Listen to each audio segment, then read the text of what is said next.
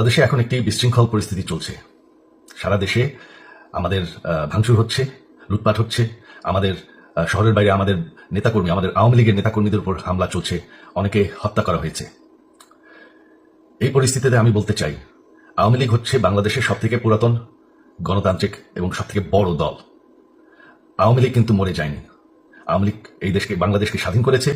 আওয়ামী লীগকে শেষ করা সম্ভব না। আমরা বলেছিলাম যে আমার পরিবার আর রাজনীতি করবে না, তবে আমাদের নেতাকর্মীর উপর যেভাবে হামলা হচ্ছে, এই পরিস্থিতিতে আমরা হাল ছেড়ে দিতে পারি না। আমি সবাইকে আহ্বান জানাচ্ছি যে আপনারা সাহস নিয়ে দাঁড়ান, আপনারা একা না, আমরা আছি। বঙ্গবন্ধুর পরিবার কোথাও যায়নি, শেখ হাসিনা মরে যাননি, আমরা কোথাও যাইনি। বাংলাদেশ আওয়ামী লীগ ছাড়া গণতন্ত্র, নির্বাচন সম্ভব না। এই বলে আমি আমার কথা শেষ করছি। জয় বাংলা।